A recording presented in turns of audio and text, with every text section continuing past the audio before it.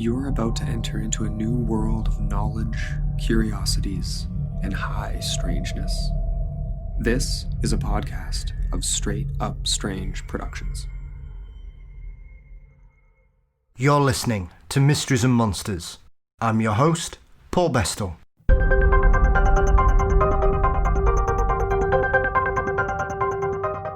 Hello, and welcome back to Mysteries and Monsters. This week, I'm delighted to be joined by the effervescent Kitsie Duncan to discuss her book, I'd Rather Talk to Dead People.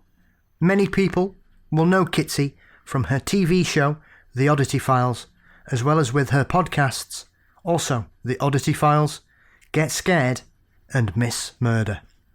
Kitsy and I discuss the reasons behind her deciding to write her first book, why she decided to tackle her fear of the paranormal head-on, and some of her favourite haunted investigations, including Culbertson Mansion, the Fear Factory in Salt Lake City, the Old Lake County Jail, and of course, the infamous Bobby Mackey's. It was a real pleasure to have Kitsy join me this week, and I hope you enjoy our conversation. As always, you can support the show by signing up to Patreon for $4 a month for extra shows, bonus content, and prize draws. You can use the link in our show notes as always. Don't forget, you can find us across all social media platforms as well. We're on Facebook, Twitter, Instagram, and you can subscribe to the channel if you prefer to consume your podcast via YouTube. As always, artwork for the show is by Dean Bestall.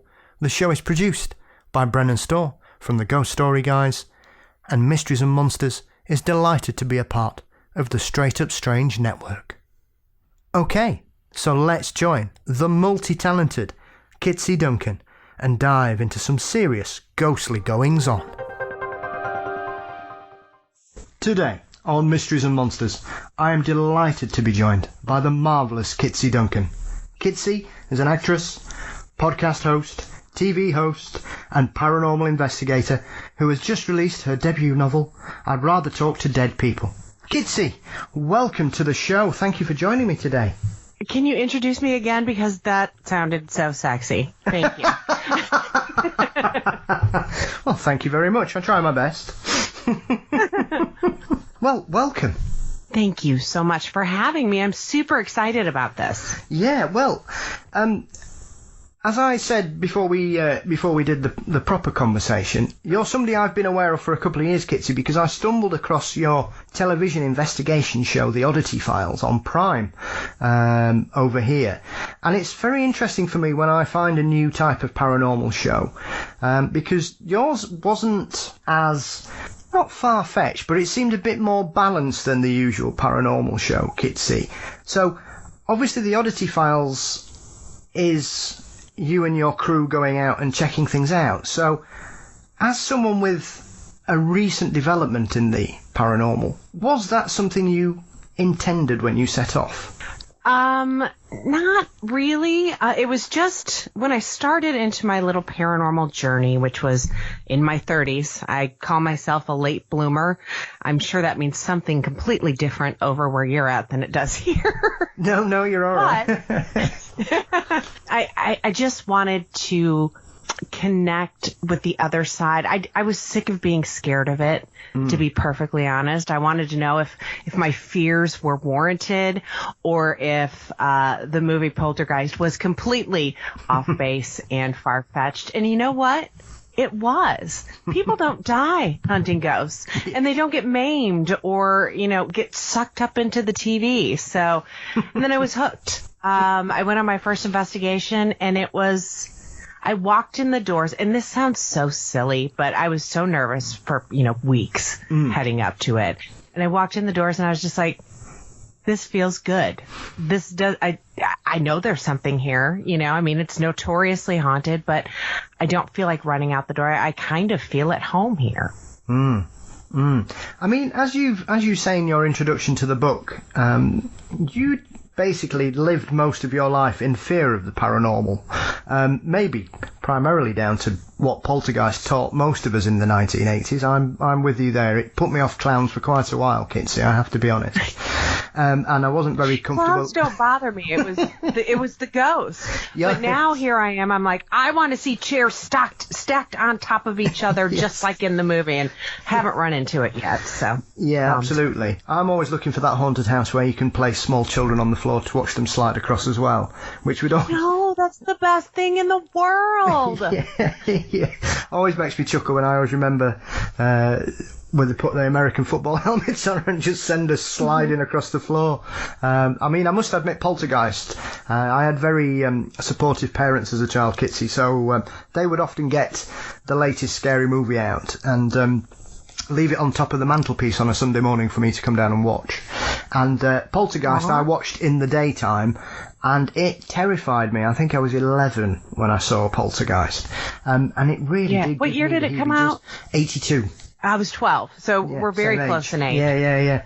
So there or thereabouts. Mom and Dad took us to the drive-in here, which it was dark, and I had to go home in the dark and sleep in the dark, and I saw stuff. Was it real? Absolutely not. But I saw some weird stuff that night.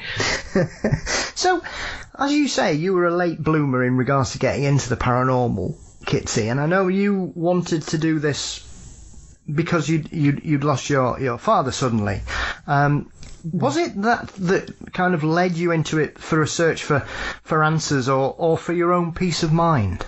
A little bit of both. So when my dad passed away, he was only 53, and here I am, almost 51. It gets scarier every year I get older. But there were no goodbyes. There was no closure. It happened suddenly, and it hurt. The whole family was torn apart by it. But as time went on, I started to feel like he was with me. And I'm like, okay, am I absolutely insane, or is this really a thing? Or am I, is it time for the loony bin? So I was terrified of all the ghost shows that were on cable here at the time. I'm like, my friends are like, no, you got to check it out. It's totally awesome, blah, blah, blah. I'm like, no, those things are terrifying. So the Kling brothers had just come out with their Ghost Lab show, and the commercials were everywhere. And I'm like, oh, these guys just yell at the ghosts. So that could be a thing. Maybe I should watch a little more. And I did. And I'm like, well, nobody's dying. Nobody's, losing an arm. And there's a lot of lights blinking, but that's about it. So I'm like, okay. So I binged every paranormal show I could come across. Thank God for Netflix. I don't even think Hulu was along at the time. And it was entertaining, one. And two, again, nobody was dying. Everything I was scared of happening, looking into the paranormal, wasn't even a thing. So my interest was even more piqued, to be perfectly honest. And I had some friends that had a paranormal group they invited me along on, and that's where I walked in and I felt home, and the rest has been a complete and utter obsession with the paranormal. Yeah, I have to say, when I started reading your book and you're doing the introduction, I laughed out loud at the bit where you were talking about you and your friend doing the Ouija board. Primarily because I had this picture of you trying to run it over, because I know you were working on the principle as one of those wonderful urban myths that stalks the paranormal, Kitsy, that of course all Ouija boards are fireproof. You can't burn them. Yeah. So you decided that the best thing to do was to run it over. Yeah. We're like, well, the board we didn't, but the planchette, I'm like, this is just a little piece of plastic. Maybe if I run it over and squash it, it'll, make this voice I think I'm hearing in my bedroom stop. But those things are fierce. You can't even run them over with a little hatchback from the 80s and squash them. So we just threw it in the garbage can in the alley and hoped for the best. Yeah, it is a very unusual way of trying to deal with it, because I know that you and your friend had a little bit of a spirit board session, and had you been woken up the following morning by a strange disembodied voice? Yeah, and it literally was the most cliche thing any ghost could say. I heard loud and gruff in my ear, "Get out." And I'm like, oh, this isn't good. So that's when we went on our little adventure a couple blocks away. And then, we ran over and I just kind of forgot about it. So now I know how to close a session. Yeah. Well, yeah, as someone that indulged in I don't know, a couple of hundred spirit board sessions as a teenager and a young man, Kitsy, I heard every rumour and urban myth about what you should and shouldn't do and how to close things down, and if the glass, you've got to smash the glass, and you've got to bless it. Oh, snap. I didn't know that was a thing. You guys and your glasses on your talk boards. I tell you what, that most haunted, it's so entertaining. The spirit board always works for her. She is magic. Yes. Yeah. Yeah, absolutely. Yes, we always had a thing about breaking glasses. I don't know what it is. I think it's just a propensity for the sound of smashing glass in the UK. But we always used to show off and create ours on mirrors and things like that, Kitsy. So we were just pushing the envelope you're as fancy. Much as well, either that or unstable, one or the other. Well, I love both. Well, thank you very much.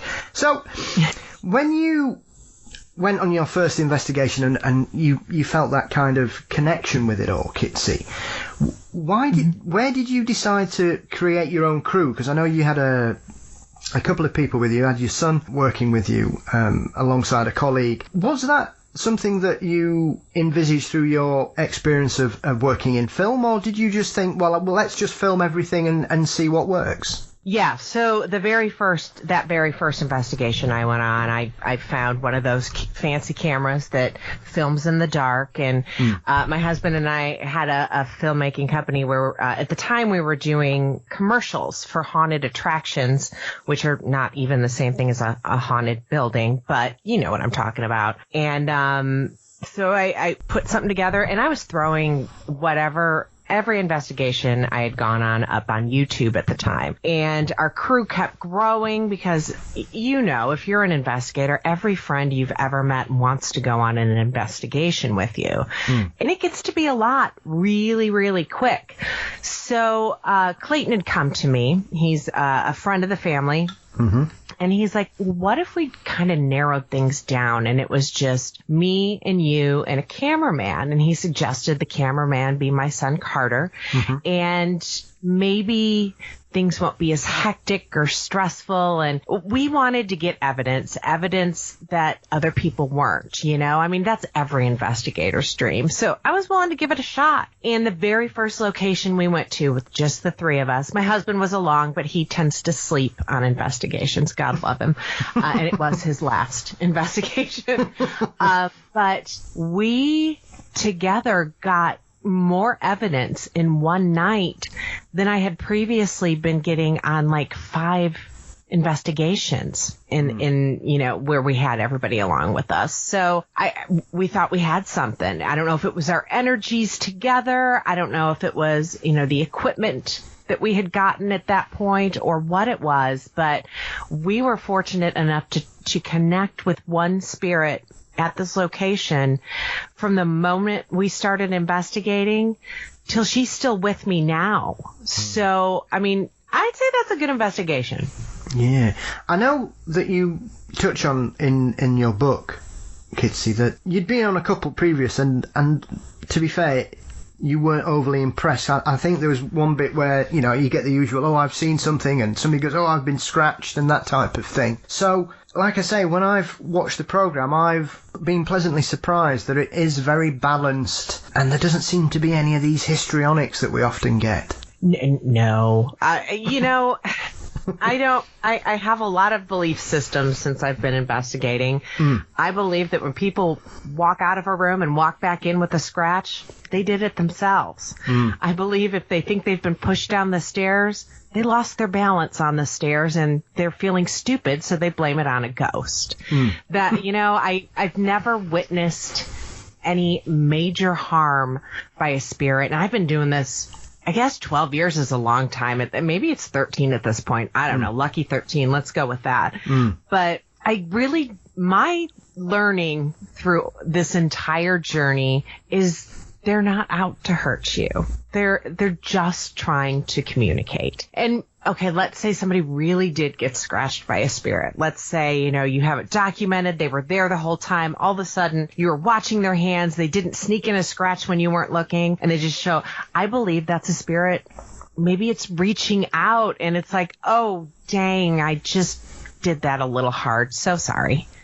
Yeah, I mean, what I find interesting as well, and this is something I've mentioned with a couple of people from the world of the paranormal, Kitsy, is my personal experience and everything I've read, ghosts are, and hauntings in general, are usually very mundane. Things move about a bit. Occasionally you might hear some footsteps, furniture gets moved about, things disappear and reappear.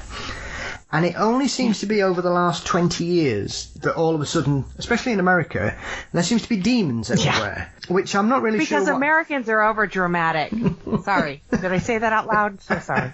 So it's, as someone like yourself, though I was aware growing up that my house was haunted, whereas I think you weren't really sure about until you were told that your house was haunted.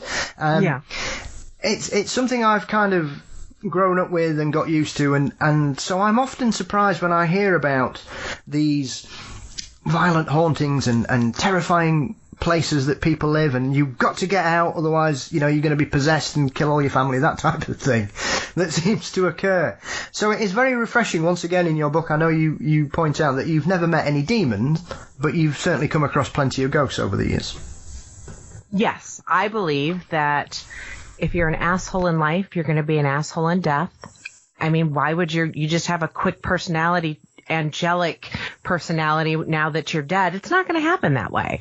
I think the media has made people terrified of spirits, and in turn, everybody thinks it's a demon because of what they've been fed through books and movies and television throughout the years.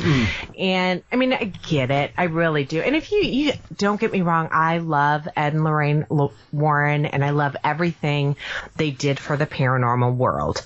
The reason they thought, this is my theory, I don't know if I'm wrong, you let me know. Okay. I think they thought everything was a demon because they weren't in heaven as an angel. And being devout Catholics, they assumed that if you're not in heaven and an angel, you are a demon. And that they were the most publicized paranormal investigators ever at that point. So they're feeding that information to the world. And I'm not judging them for their beliefs in any way, shape, or form. I'm really, truly not. But I think a lot of us were fed wrong information. It is, like I say, it is very strange because it's certainly something that doesn't occur over here in the UK.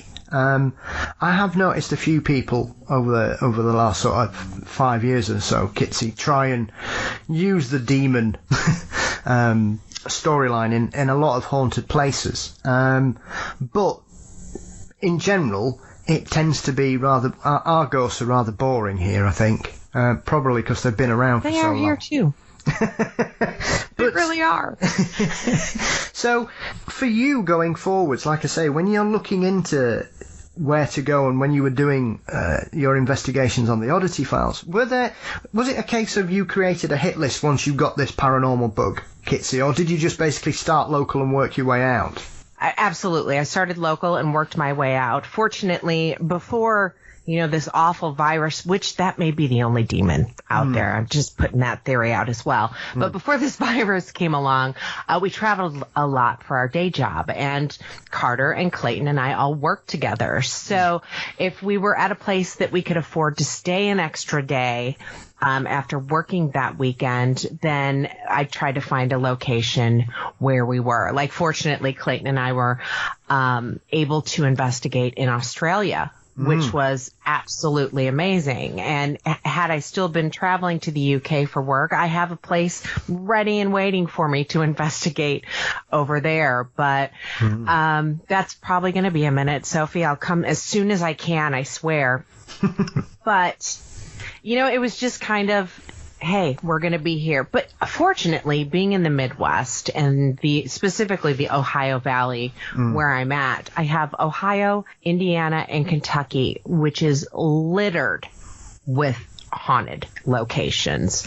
And so it was fortunate that when we weren't traveling for work, we had pretty much our pick of anything down here. Yeah. I mean, I'm always intrigued because one of the things I've heard you mention, and to be honest, it was something I'm always interested in seeing or hearing about, Kitsy, is Bobby Mackey's. Now, Bobby Mackey's has certainly developed a reputation, some may say notorious, because I think on every major paranormal investigation show in the last 10 years, everybody's been to Bobby Mackey's. Yes. And there seems to be two different strands to this. There seems to be this, it's the most terrifying place in the world, be careful what you do. And then there's the other one where it's haunted, but it's not that bad. Now, I know that when you went there, you had a variety of experiences that you and your team saw and experienced, and some of the evidence that you witnessed was quite remarkable. It really was. I mean, there's so much legend and lore to the place, from the demons in the basement to the Native American woman to the lady who killed herself there. And I didn't encounter a single one of those stories. And we, again, just like Culbertson Mansion, like I was telling you about earlier, from the moment we walked in that location to this day, I am still fortunate enough to be hanging out with the spirit that I met at Bobby Mackey's. So it was the first legit apparition we caught on camera, and she confessed to murder. She showed me a dire situation that she had gone through by putting one of her memories in my head. That doesn't happen to me very often. Very rarely does it.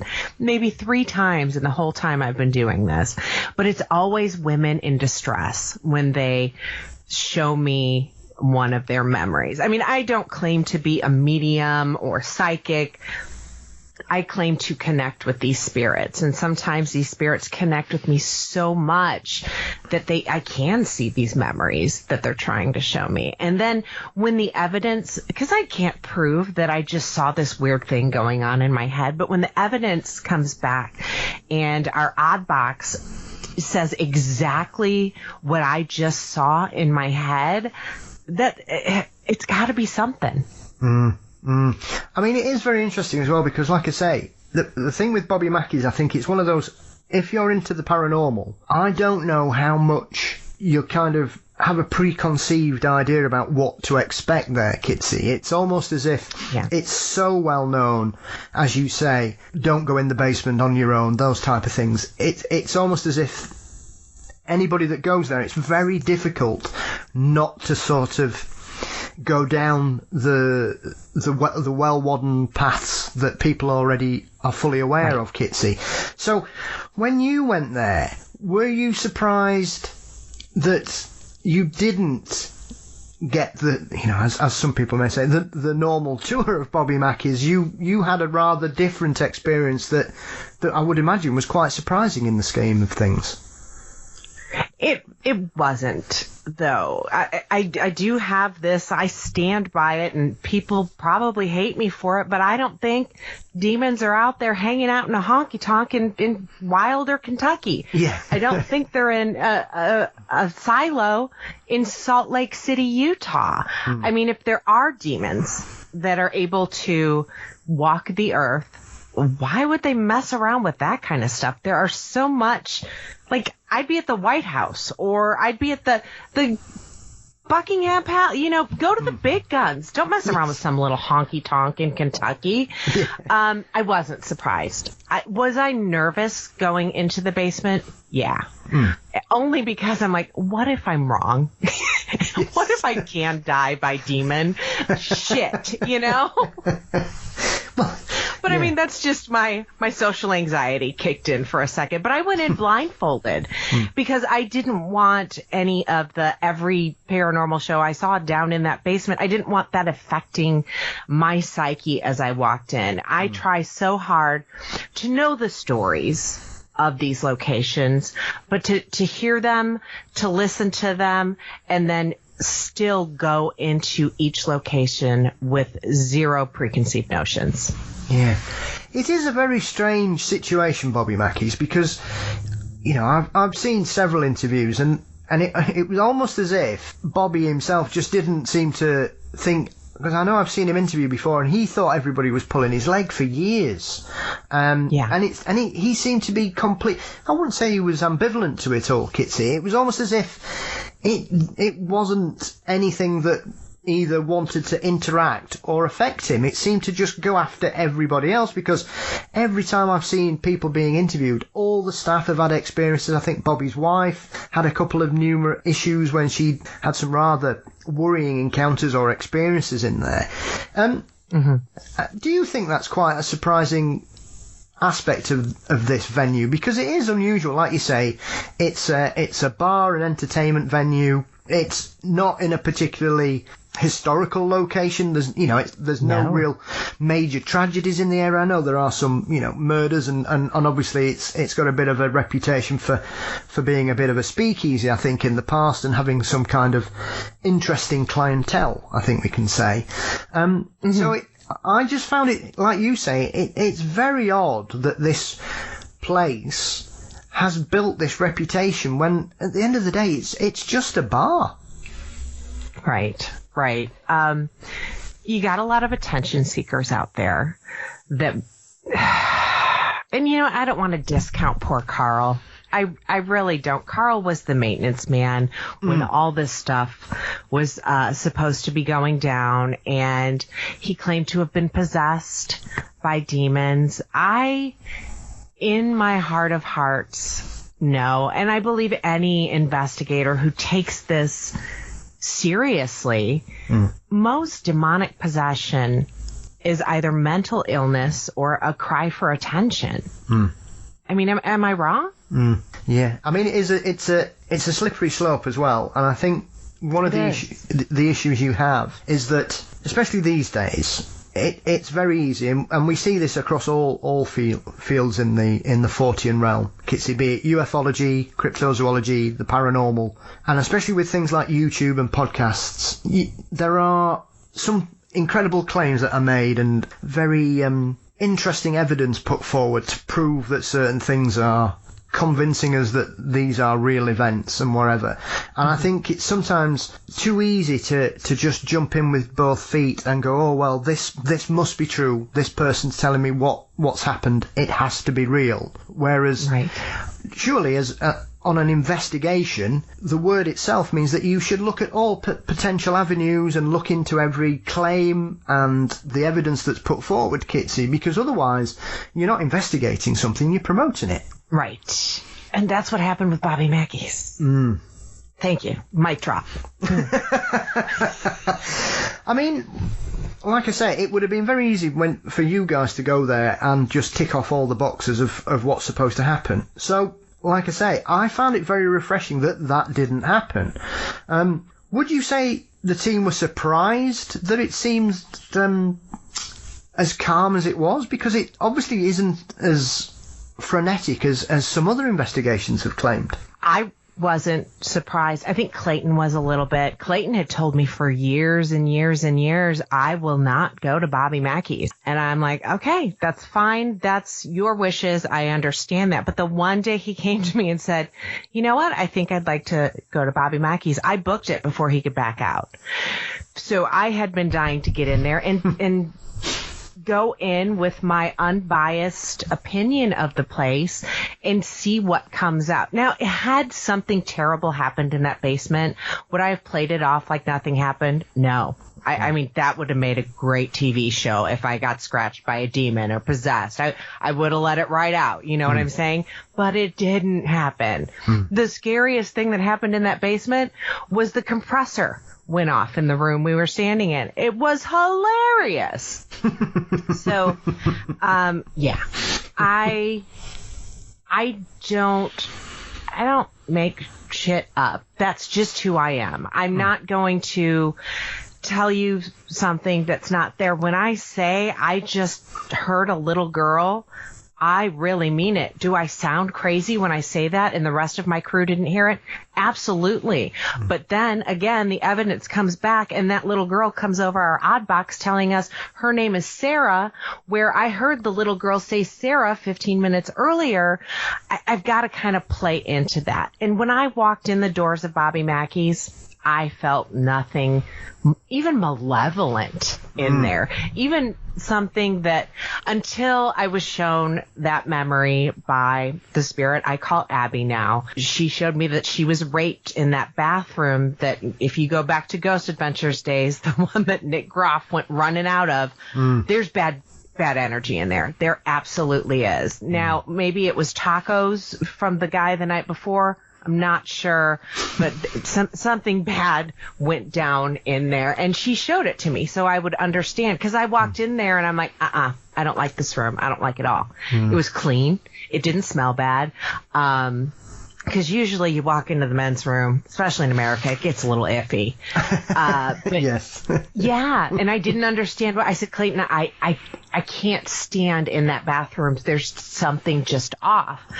And then he's like, just go in for like a whole minute. So I walked in my head. I'm counting 1, 2. And then this memory flashed in my head. And I'm like, that did not just happen. What is going on here? And, so the memory I got from this sweet, wonderful woman, Abby, was her bird's eye view of being raped in that bathroom. So, and then she confessed to murdering that man there. It is very interesting, Kitsy. Would you say, as you said, you're not psychic, you don't claim to be a medium. Would you say that you are sensitive more than anything else? Because I get that sensation sometimes where I go to places, be they haunted or not, and I get a gut feeling, I get an emotional reaction, whereas most people seem fine. Don't worry about it, whether it's a bathroom or a bar or an office or wherever. And then occasionally I'll go places and I can feel the hairs on the back of my neck stand up and my arms, and I just don't feel comfortable. Is that something where that kind of, when that occurs for you, it's basically, that there's something coming? Yes, absolutely. I would consider myself an empath, because even in, real life situations with people whose hearts are still beating and they're standing in front of me, I get a sense for their mood before they even tell me what their mood is, And I think a lot of people are that way. And the more I tap into it, the more it opens up for me, which has kind of been a neat little learning experience, little bonus to this entire thing. Absolutely. I mean, is it something that you've worked on developing, Kitsy? Because I know obviously from where you are now in regards to investigations, from where you started, you've obviously developed a kit that you use. I know you use dowsing rods occasionally, as we would call them here in the UK, as well as, and I know you've mentioned the odd box, but is there any other sort of, because as we see across a variety of shows, there are numerous bits of kit that people use, but is there anything that you always would pack into your investigation kit? I have boxes and boxes of investigative. It's ridiculous. When I said I was obsessed, I wasn't kidding. And unfortunately, my husband feeds my obsession at Christmas and holidays. So, yes, I always, the odd box is an amplifier that I hook up to a spirit box. So the spirit box, and even the apps, the Spirit Box apps that are out there. One of my favorites is the Portal Plus app. And what that is pre-recorded voices. It's 3 different voices. It's a child, it's a man, and a woman. And what this app does is take the things that were recorded and said, reverse them so they sound like an old school record when you played it backwards, like the old Prince Purple Rain album, or I think the Beatles did a couple. Yes. I think something about a walrus and Paul was dead or something. But so we have heard absolutely everything that app can say over the 5 years we've been using it. But when all of a sudden you're in a place known for being a hospital back in the days of the Confederate War, and you ask how many soldiers are here with us, and it says 6 plus an officer, that's pretty compelling. Because we know for a fact that app has never said that. So I think these spirits are getting pretty smart, to be perfectly honest. They're able to take these pre-recorded words. They don't change the voices. The voices are always the same. But they're able to make it say what they want to. It's freaking mind-blowing to me. I'm not even sure if I answered your question. I got off on a tangent there. I'm sorry. Oh, my favorite go-tos. So yeah, Spirit Box and these apps are absolutely amazing. I feel like I've grown out of the K2 meter. I feel like cell phones and all the tablets you need nowadays, it isn't as spot on as it used to be. And I feel like there's electromagnetic fields all around us at all the times. So I don't trust that one anymore. The REM pod has never worked for us. We joke with the ghosts that it's broken, and they've confirmed that it's a piece of garbage. And I do love a good old-fashioned flashlight session. Yes. So fun. But dowsing rods are my jam too. I mean, I love to pull in the old school, and I wish I could get better with a pendulum. Because, especially over there, I mean, these ghosts know all that old stuff. Maybe they don't want to mess with the SLS and show themselves as a stick figure. I wouldn't blame them. But you pull out a dowsing rod, they're comfortable with that because they've been communicating with that for eons, literal eons. Absolutely, yeah, certainly, especially if it's a haunted property on a ley line, you're well away. Yeah.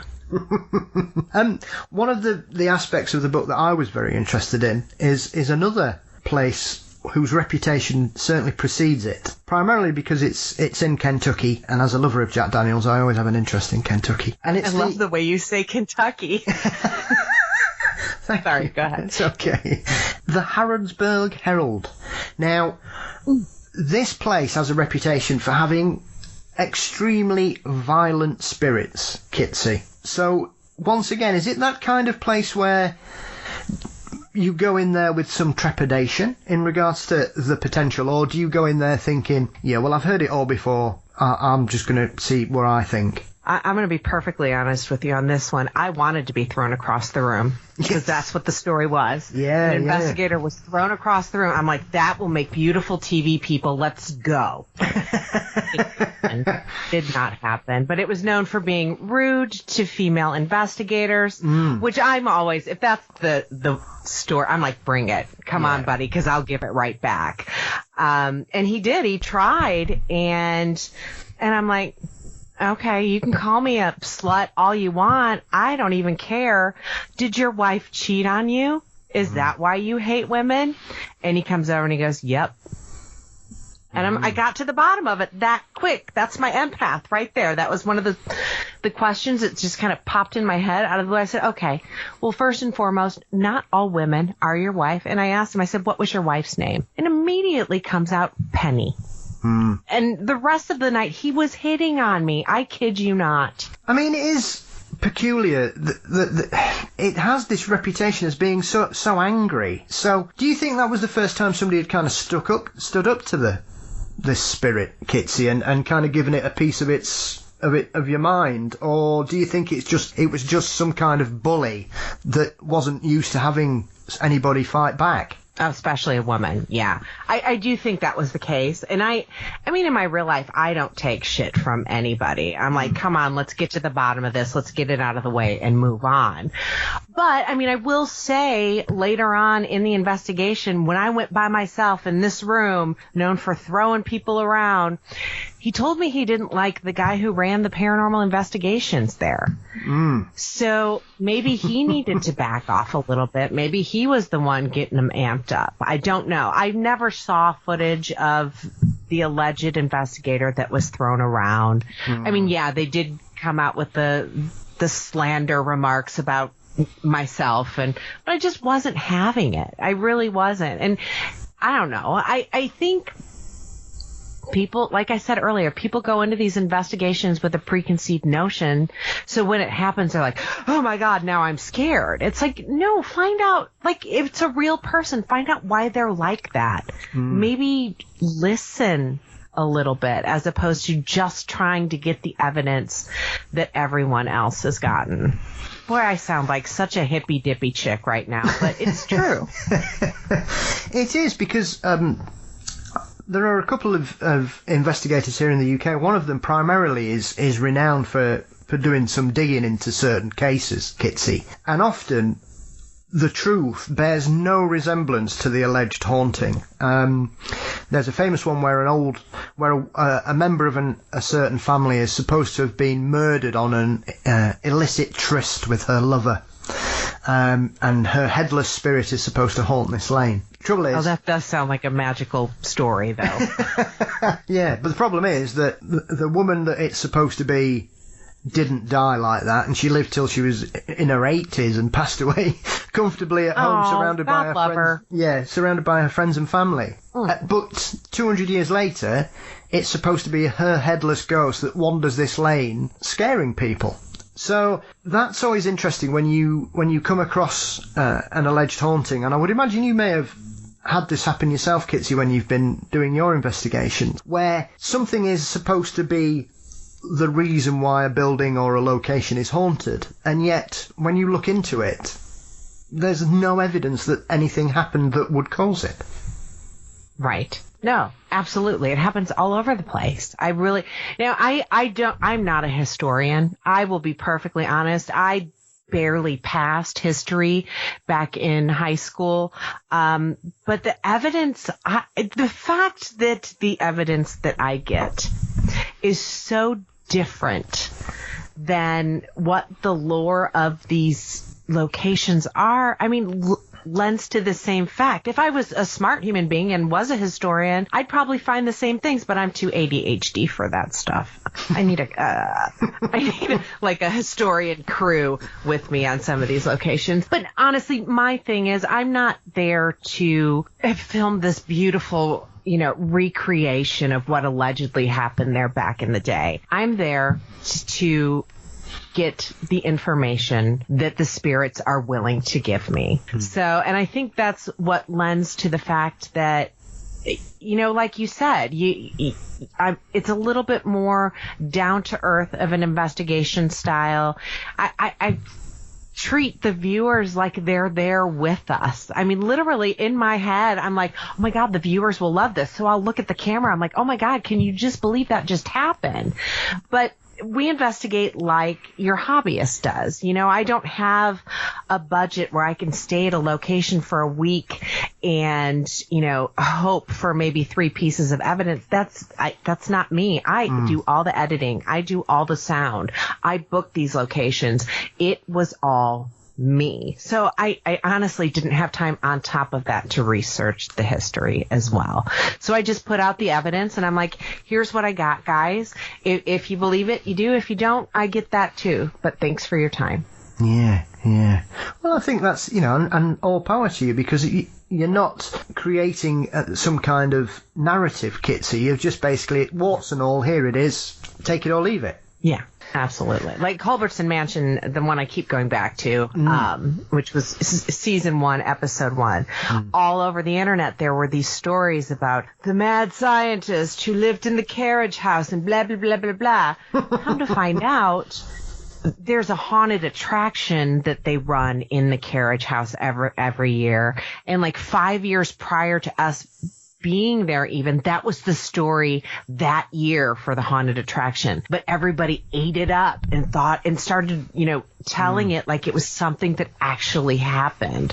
So, I started that investigation right off. So, you may have heard of this. It is peculiar. One of the ones in the book that I was quite interested with as well is the Fear Factory, because that's quite a similar thing as well, because I believe it's now used as a haunted location, Kitsy, but it actually is an area that is supposed to be a well-established haunting and quite an angry one at that. Yes, it is. And it's very well done, by the way. So if you can get out there near Halloween, definitely go. Yeah, so the Fear Factory, as you know, it's one of those strange places, because essentially, is it just like an old cement works that's been abandoned and then converted, or is it somewhere that had this reputation that has gone on as long as it's been there? I believe it was like a cement factory, and then it was abandoned for years. And many, it's very close to where Salt Lake's homeless community is out there. So I believe several homeless people were living there. And it's actually known for the railroad tracks right out in front of it. Several people have taken their own lives out there. The week we were there, 2 weeks earlier, somebody had committed suicide on the railroad tracks right outside the location itself. So it's got a little bit of a twisted history to it. I'm sure it gets really cold in Salt Lake. So I'm sure some of those homeless people didn't make it when they were living in those abandoned buildings. So I'm sure it's not documented very well either. So Lord only knows what would be in there. But again, our guys, the Ghost Adventure guys, Zach Baggins, love him to death, love to hate him too. He's an entertainer. They went in claiming that someone had summoned a demon there accidentally. Which honestly makes the most sense out of all of them, because, if you're going to summon a demon, they might come. I don't know. And I'm not going to try, to be perfectly honest. Yes. But so we started off in another section of this amazing building, because you've got these old silos where they would store whatever it was back in the day. And then you've got these underground tunnels.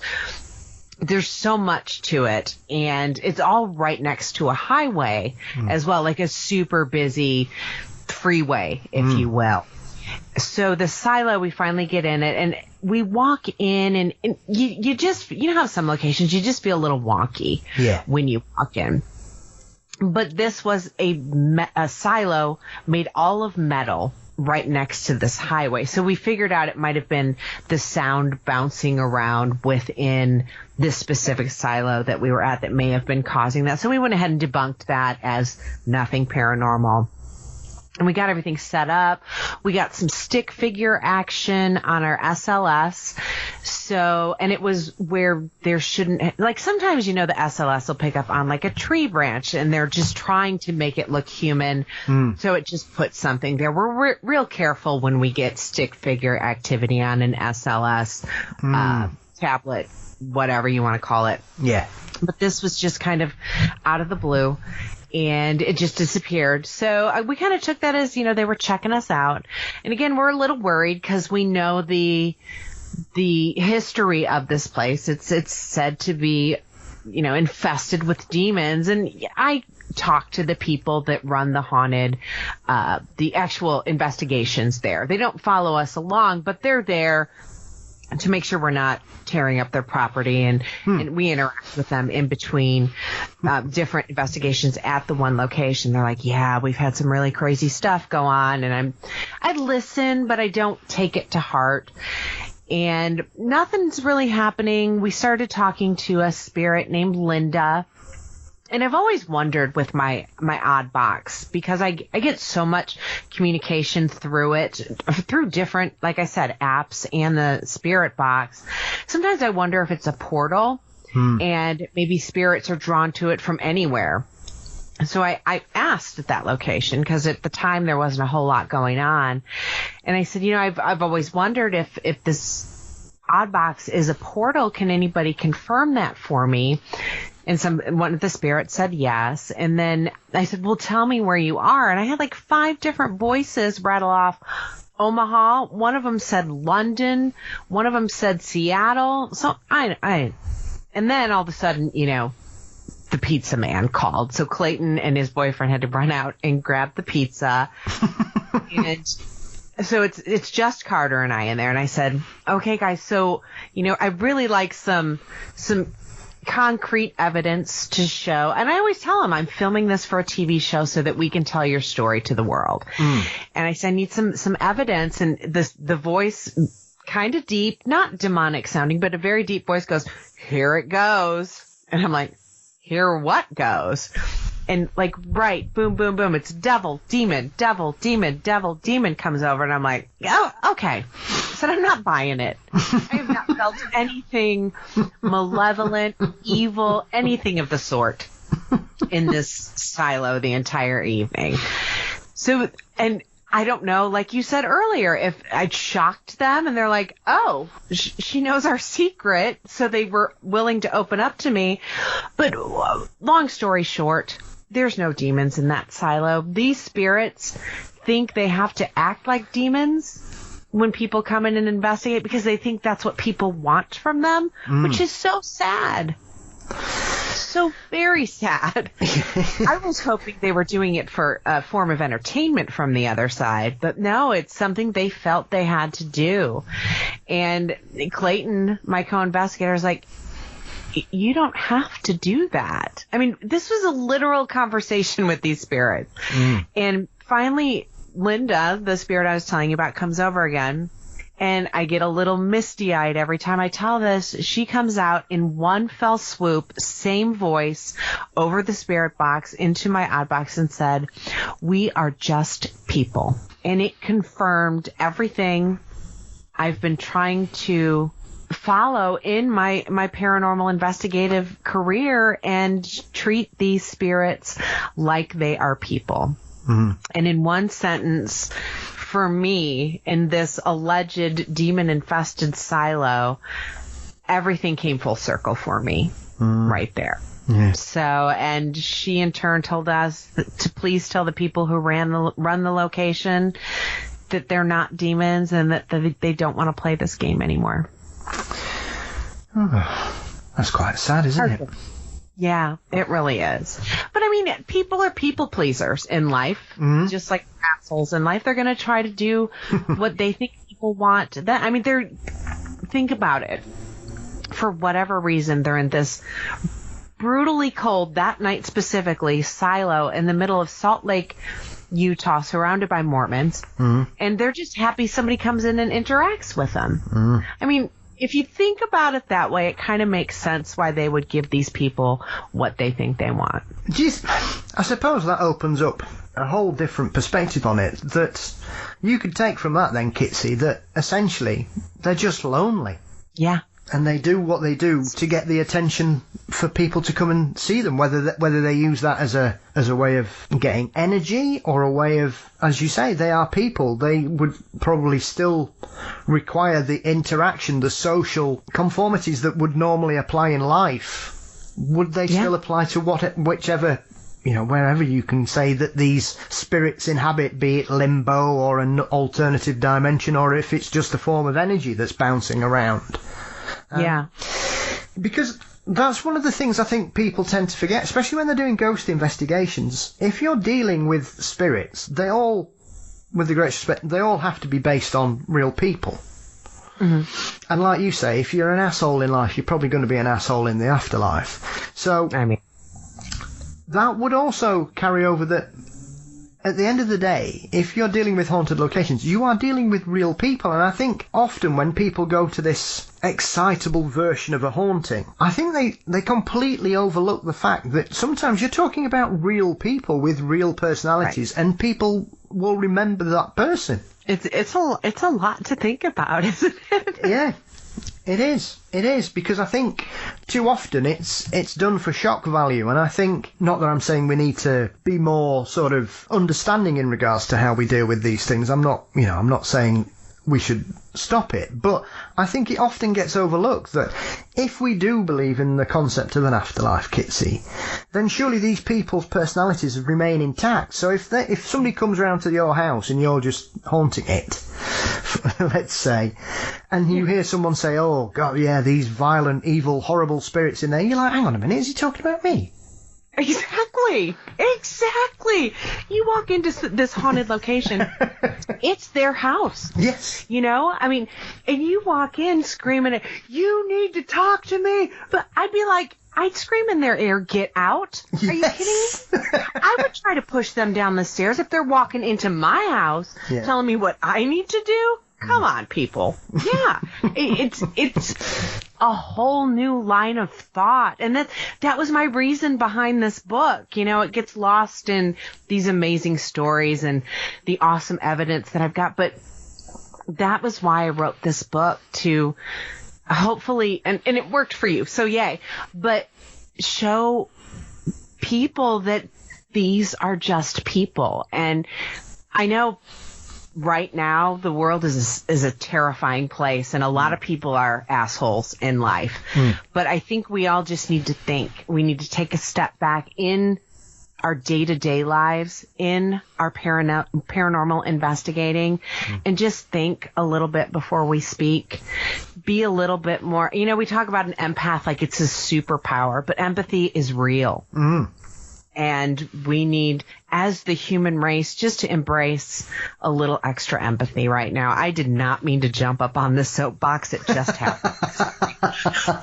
It's always nice to be nice.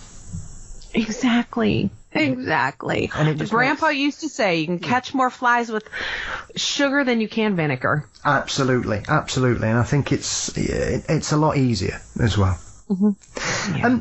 I think in regards to this as well, Kitsy, why do you think that Abby and Anna have been attracted to you and stuck with you? What do you think it is that makes them feel so welcome in your company?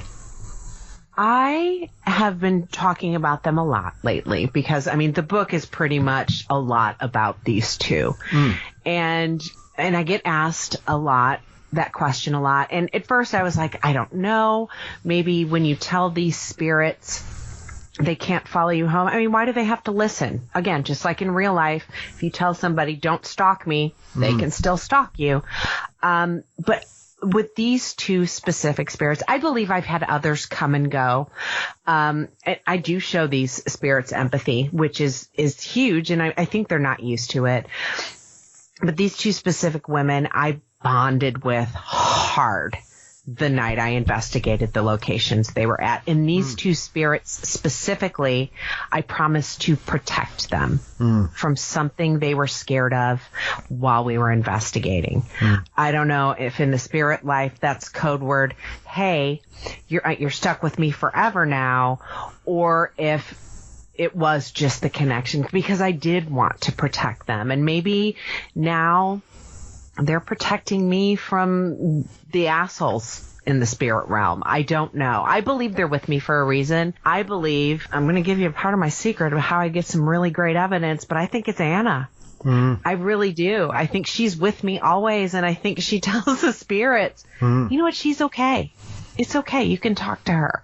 Now, whether it's true or not, I have zero proof. But I get some really great evidence. And I do. I think I call them my spirit guides at this point.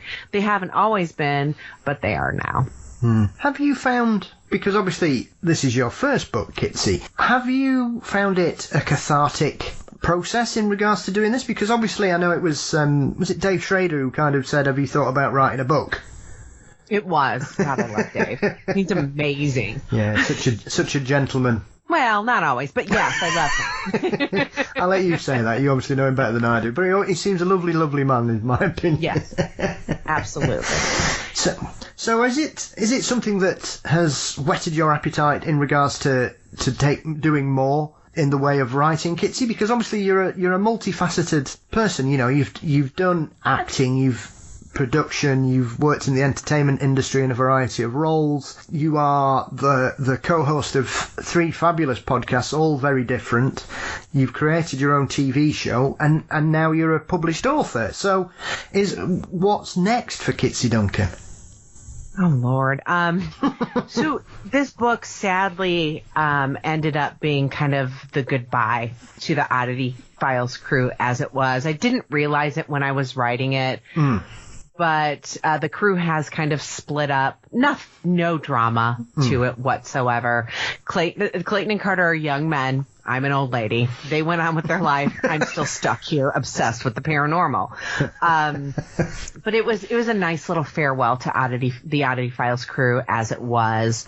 But it also it's been so amazing just reiterating some thoughts that I've had going, through this little journey, and then putting it on paper, again, that they are just people. It was neat to all these thoughts I've had in my head that I haven't really told people about other than maybe on my podcast, but certainly not on the TV show.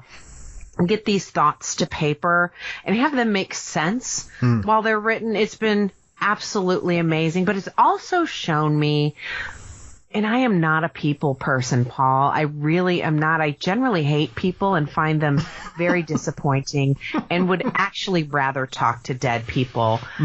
But I think that I'm at the point in my life to where I want to help some of these people that are scared of the paranormal, like I was for like my entire life, and show them maybe they live in a haunted house and they can't afford to move, and they just need to live with what's there. I'm not going to cleanse their house for them. My biggest fear is I'm going to take some lady who's working a brothel in the afterlife and send her to a kindergarten class. That just wouldn't end well for anybody, but at least to let them live in harmony and be the go-between and the ambassador for both sides. That sounds so corny now that it's coming out of my mouth. But I want to be the Oprah of the paranormal, Paul. You get a K2 meter and you get a K2 meter, Yes. I just want to help people now. That's where I'm at. I've done all the, like Waverly was the bucket list and Bobby Mackey's was the bucket list. I'm never going to get in the White House. That is my number one bucket list. So maybe it's time to get down to the nitty gritty of helping people. Maybe it'll make me hate people less. I don't know. It could go either way, to be perfectly honest. Yeah. Is that something that perhaps you've been afraid to sort of approach, Kitsy, because you don't think you've got the skills to be able to assist people? Because the general conception is, if you go to somebody's house, you're cleansing it, you're smudging it, whatever you need to do. Whereas I think sometimes it's easier to just educate people about what's going on rather than banish whatever it is, because with the greatest respect, as you say, I think a lot of people are constantly told to fear the paranormal, whereas I think if more people welcomed it, it just makes everything more harmonious. I could not, you said it so well, so much better than I ever could have. But yeah, and I believe if spirits are causing a ruckus in somebody's house, that they want to communicate. They want these people to hear them. So I fortunately have the equipment to where we can hear them and we can relay messages back and forth. And in turn, they hear me. So I kind of want to embrace that. Like I said, I'm not a psychic medium. I can't talk to the dead in my head, but I can help people along this path and spirits too, and hopefully help them communicate with each other. And I think it could be a really beautiful thing. This past weekend, this is an exclusive, sir. I was able to investigate a friend's house who had lost her son earlier in the year, right after all the pandemic stuff went down. But he was never able to speak in real life. He had multiple sclerosis and just died as a baby, and they brought him back. So he had a very troubled life. He was a wonderful light in the world, and everybody misses him regardless. I gave him a voice this week, and he spoke to his mother for the first time. And it was beautiful. So yeah, I think that's what I want to do now. Long story short. Yeah. Well, all power to you. I think anything that can achieve a positive outcome for everybody involved. And like I say, I think when you're dealing with situations like that, because I know this has been broached on a couple of previous conversations you've had that I've seen you involved in, Kitsy. It's very interesting because obviously right now we're in the middle of a pandemic across the world, and thousands and thousands and thousands of people have sadly lost their lives. And I've seen few people sort of refer to the spiritualist boom that occurred, obviously, after the end of the First World War. And I think some people are trying to wrap the Spanish flu pandemic into all that. Obviously, spiritualism was a massive explosion over here, primarily because it was promoted by Sir Arthur Conan Doyle, who was obviously the author of Sherlock Holmes, and as the major proponent, and we have all kinds of interesting situations between him and Houdini throughout the 1920s from both sides of the argument, until Houdini's premature demise, sadly. So, do you think that as we enter these phases, there is going to be this wave of guilt that's driving us in regards to trying to connect people, and obviously people will, I would sadly presume, will try and take advantage of that, do you think? I would think so. Is it such a, well, not the people taking advantage. I would hope that this would open more people up to the paranormal, because that spiritual movement, wish I'd have been a part of that. That looked pretty freaking awesome. I don't know if people can take advantage like they did so badly back then, just because we have so much information at our fingertips now. And I think people can do the right research themselves and find out about things. Do I believe in spirit mediums? Yes, 1,000,000%. Do I believe everybody who claims to be a spirit medium is? Absolutely not. So if people are thinking of going that route, I understand. This is what drove me, was losing a family member out of the blue. So I understand why they're feeling that way. But do your homework. And I'm not going to say, get a Ouija board out, and because, I personally don't feel this way, but I know the stigma is pretty bad out there. So if it is against your beliefs, don't do it just to do it, because you're going to end up scaring yourself more than anything else. But do research like I did. Find out about the paranormal. Maybe do an investigation on your own. I mean, it's perfect time to pick up a new hobby, right? Yeah, absolutely. I think it's quite apt as well, because I know a lot of people have been very interested in the latest season of Unsolved Mysteries, Kitsy, primarily because of the Japanese ghosts episode. Such a great story. I mean, I was that impressed with it. I mentioned it, and a friend of mine said, "Oh, have you read The Ghosts of the Tsunami?" which is a book that was written by a British journalist called Richard Lloyd Parry. And to my shame, I hadn't read it at all. And I managed to pick up a wonderful copy for about £3. So if you ever fancy a heart-rendingly tragic yet beautiful book to read, I recommend Ghosts of the Tsunami. It's a wonderful book, but it is incredibly moving. Wow. And he talks, it's not primarily about the ghost per se. There is a bit about where he talks to the monks, especially the monk that's featured in that particular episode. But there's a lot of cultural things, and it gives you that kind of feeling of why that area was so ripe for the belief in what had happened, and the fact that these people were coming back. It is deeply moving, surprisingly so. Well, it lies a lot with their religious beliefs they have there, and how they were supposed to bury the dead and things like that. It's yes, a tragic story, but it has so much more to it as well. And those stories from the cabbies, I can't even. Oh. Yeah. I must admit, I first saw a couple of those about 2 years after it had happened, Kitsy, and I must admit they made my blood chill. But the cabbies seemed quite au fait with it, really. They were quite pleasant, and I thought that was really nice that the cabbies were paying the fares. I thought that just so sweet, more than anything. Yes, yeah, and it's not that I'm like, oh, it's terrifying. It's heart wrenching. Yeah, that these spirits had no idea what was going on. Yeah, just breaks my heart. Yeah, unfinished business. Mm-hmm. Absolutely. Well, Kitsy, it's been an absolute pleasure to finally talk to you. See. Now, before I let you go, you have two other podcasts that you co-host. You've got the marvellous Get Scared podcast, which I believe is essentially original works that you narrate on a regular basis. So how did that come about? That seems a really interesting, and some of them are deeply chilling. Yeah, so I know a lot of people within the horror community through the day job, which is I do photo ops at horror and pop culture events. And so I'd met a lot of, indie authors through that wrote short stories. And I had a little extra time and I had just learned how to edit a podcast. So I'm like, I'm going to reach out to a couple of these people and see if they'd be interested. I figured I'd make it sponsored by Oddity Files, the TV show, and it'd be something fun to do. And it turned out to be a huge hit. So it's pretty much audiobooks for these short horror / thriller / suspense stories that are all written by independent authors that are ridiculously talented. So it's just a way for them to get a little extra exposure, for the listener to be entertained.